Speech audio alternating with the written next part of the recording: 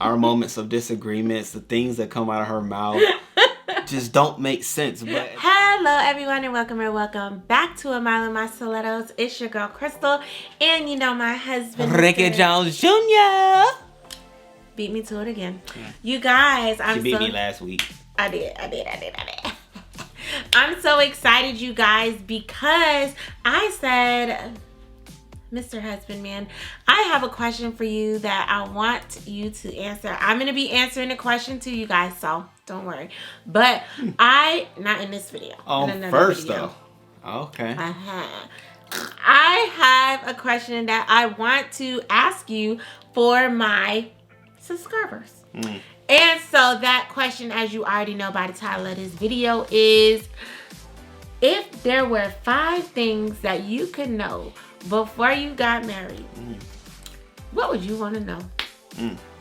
So I have 5 things, and I have them on my cellular device just to make sure I keep everything together and in line, and just make sure I stay to time. Okay, whatever the time is deemed necessary that I have. Okay, so for the 5 things that I have, and you do want to make sure you stay tuned because I saved the best items for last. Okay. But nonetheless, the first thing that we have is life is actually better within the world of marriage. Okay, there's a scripture that says, "He that findeth a wife findeth a good thing, and that finds favor before the Lord." And I have found that to be so very true, so very unique. And I think that is very key and all because, you know, I don't know where the guys are who are viewing this or whomever is viewing this, but I do know what I was like before marriage. I was just out there, right? And I was dating and I was playing and I was doing all those things thinking that was actually fun.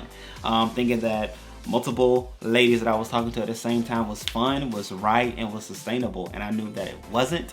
But now being on this other side of marriage with a singular individual, a singular woman, Crystal, it's like, it's cool, it's rewarding, and there is not only favor, but it is comfort as well, because I do know that I have somebody that is here on my side, that I can share my thoughts and dreams with, that I can build with, that I can grow with, and that I can count on and depend on all at the same time, right? And so where else do you get to find that total package in an individual outside of your parents, right? Or your siblings or whatever, whatnot, but at the same time, not in a spouse, okay? Because there are some things that you can do with your spouse that you can't do with your family members, which we're gonna talk about a little bit later. But nonetheless, you know, that is like one of the first things that I do want to make sure I share and to say, because you think it's greener on the other side with the multiple partners and all of that. It's greener on this side where you can be at comfort and at peace in doing all that you do. But we're gonna get too deep into that because we're gonna get into that a little bit later. Alright, so thing number 2. You wish you knew before you got married. Boom shakalaka. Okay, here's a little tough one, but it's the truth. You usually see the best. I won't say it like that. You usually see the best foot during the dating time. She's chuckling because she knows where I'm at with that. Like, you know, you see things, you like, oh, okay, this is good, this is great. You know, he or she may clean on a regular basis, or he or she car may look nice and looks like they keep it up and things like that. He or she, you know, may keep everything together and all that good stuff. And it's like, oh, okay. You think that that's how things will be when you get into the marriage and you realize, oh, that was like, I'm not going to call it a front. That was the best foot forward. You know what I'm saying? And so that is the thing that you learn. I don't even think it was that. This is my story, boo-boo. Okay, so I'm going to tell my story. But at the end of the day, what I can say within the marriage side is that you do get to learn what works best for you all, right? Because, you know, I say all those things, but it's real life. Crystal is a little bit different than me as far as cleanliness is concerned. However, when we were dating, I was like, oh, snap, like, she sweeps. Like, even when I would visit her apartment, she would, like, sweep and stuff. I was like, oh, okay, cool. Like, it wasn't dishes in the sink. Oh, okay, cool. Like, legit. She would cook and then clean and have it all done. Like, oh, okay. You know? Things change, you know what I'm saying? But at the same time, I feel like up until we had kids, I still was doing all that. Oh, okay. Yeah. And so, which leads us to thing number 3. Okay, ladies and gentlemen, I now know that it's okay to disagree.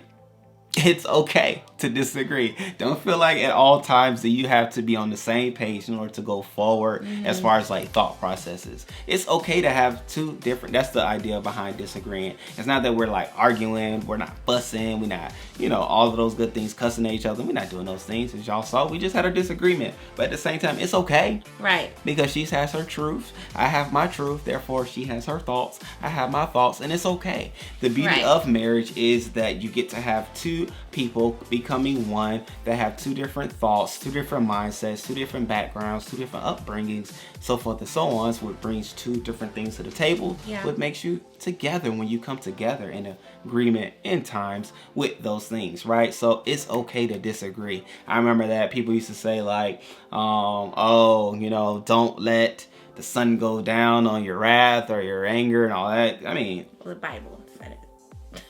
I heard people. I'm talking about people right now. There's a biblical scripture that talks about that specifically, but I'm talking about the advice that people would give. Right. And so I was like, okay, in their advice, they would say, in all of our arguments, we will make sure we solidified it before we went to bed at night. First of all, I know that's a lie. There's no way that all of your arguments are settled before you go to sleep. So not so. Like, I'm very big on words, and when people use the things like all and every time and never, like whatever. No. Okay, but at the end of the day, that's neither here nor there. It's okay to disagree. Right? It's okay at the end of the day, because we know what? We have each other's back at the end of the day. Yeah. She's not going to go anywhere. I'm not going to go anywhere.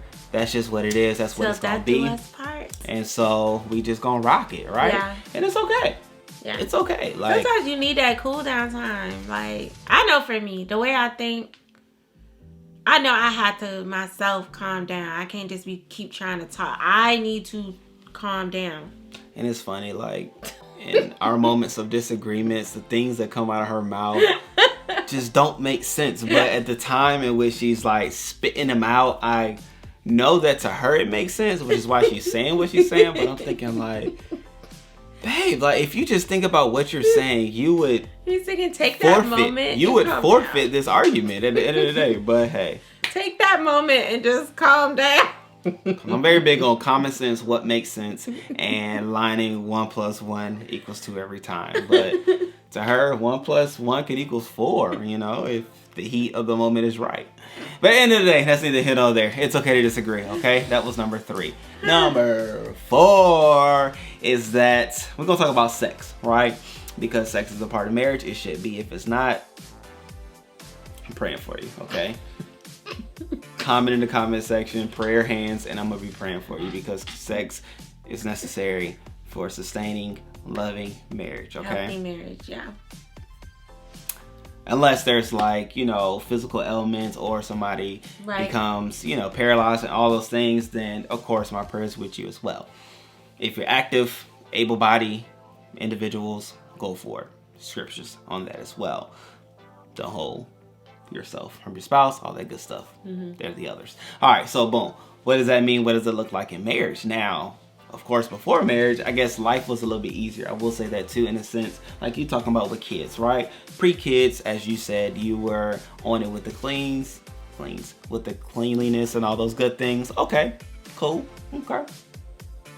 Your words, not mine. But nonetheless, in the realm of sex, right? And there is the, we'll say it this way. It's not as spontaneous as you may think it will be through the longevity of your marriage, and it can become or can be because of certain things. Right. I was gonna say with the kids especially. Boom, with the kids, boom. That major change in the game. When we started adding things to our plates and doing more things in our schedules, boom, that's another thing.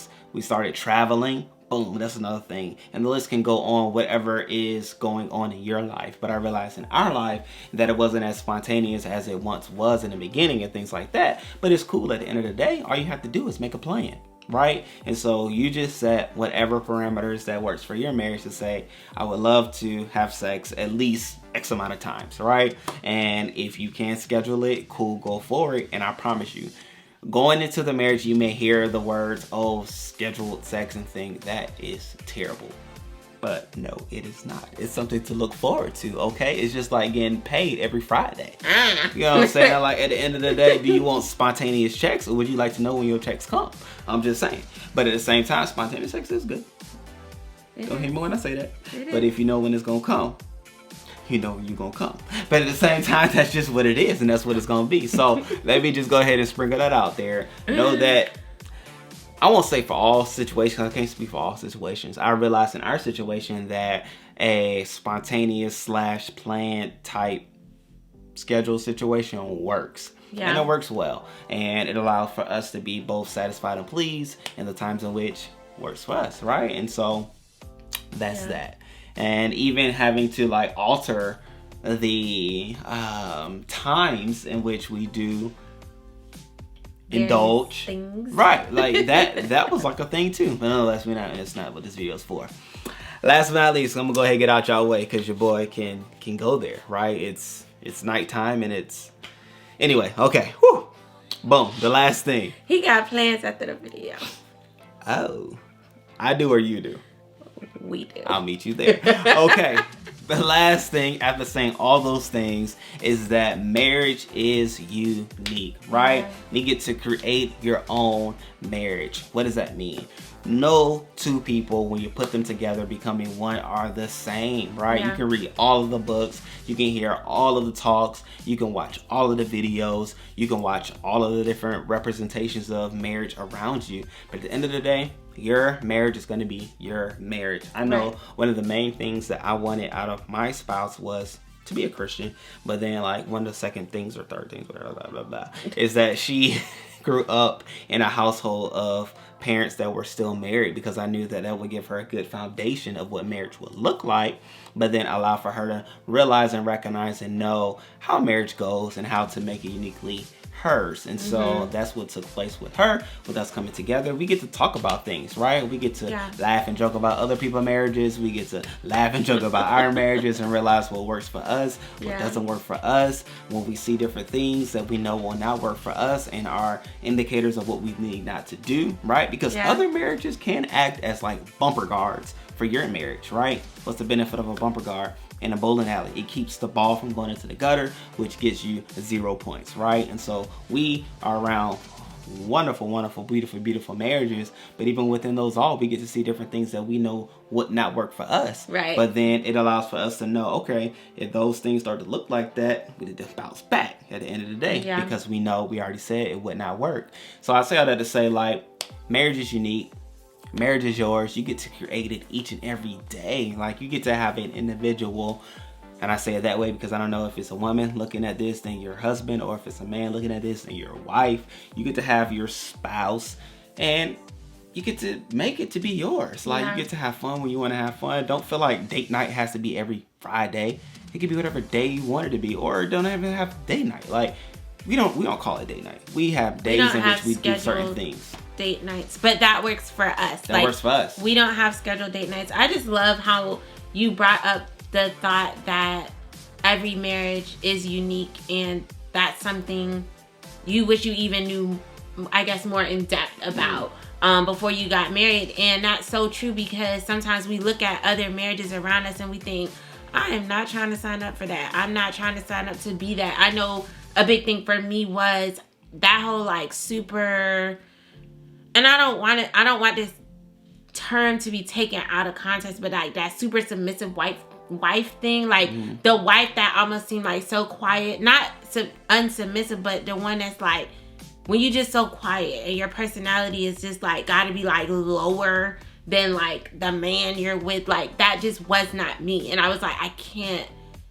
be that. Like, I can't shrink myself to try to be someone's wife. And in realizing, like you said, like every marriage is unique. Like, I was blessed enough to see someone in marriage that I was able to see, like, oh man, like her personality is huge, mad big, like, and she's not shrinking herself at all. And I was like, maybe I could do this wife thing. And that's not to say, like, my mom, she's phenomenal, she's super phenomenal, but her personality isn't as boisterous as mine. And so she wasn't shrinking herself to be a submissive wife. She wasn't lowering her personality. It's just genuinely who she was.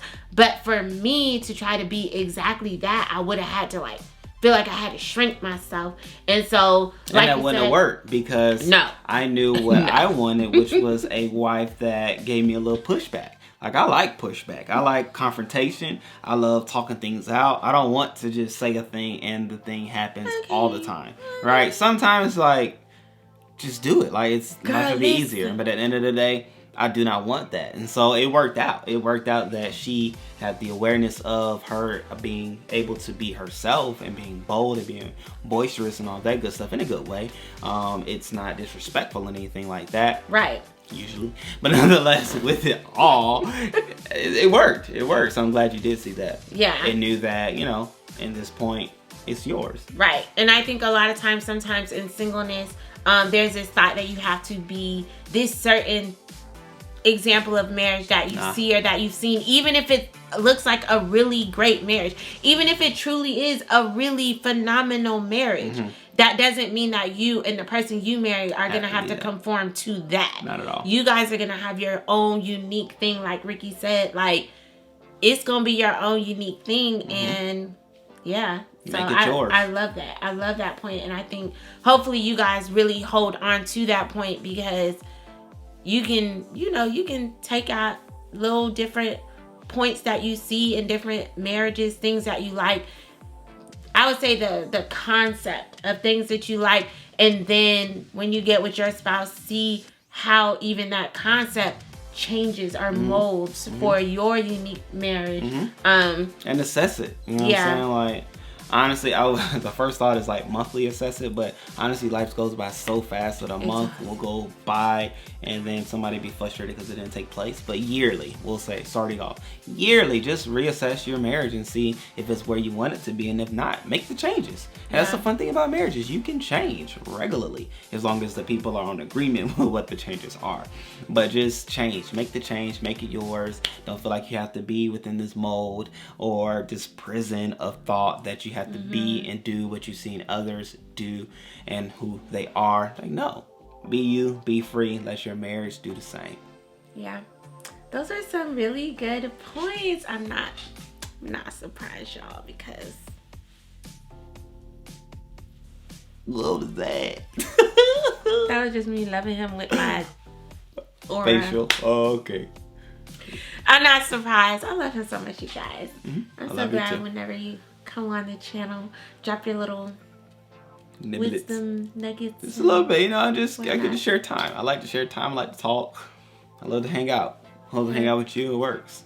I love hanging out with you too. So I mean, we can finish this up so we can finish things up. Okay. Now. Okay. I love doing that to him. He doesn't like doing it. This is forever. I love doing it. Okay, you guys. So thank you so much for joining us again for another video. Like I said, I am also going to be doing 5 things I wish I knew before I got married, and my list is a little different, but definitely excited to share that with you guys. It's okay to disagree. No, I agree with all the things you said. Well, I'm saying, like, it doesn't have to be the same. That's the key part about disagreeing. It doesn't have to be the same. Oh, okay. So, yes, if you want to join the Miss to Mrs. journey here on the Mile High Club, make sure you hit that subscribe button, you guys. Join the club. Join the journey. See more of these videos. And I want y'all to know, I do really be praying for y'all and y'all spouses, y'all future spouses, and even more so just for God to give you wisdom concerning the dating situation that you're in and what moves you need to make, what things you need to be doing. Ricky talked about that actually in the last video. We both did, just about how God ordered his steps, how God orders your steps to be with your future spouse. And so make sure that you check that video out. That was fun. I was in a track star. Pow, pow, pow. He was. He's a runner, he's a track star. Okay. Hello. So until next time, you guys. Peace.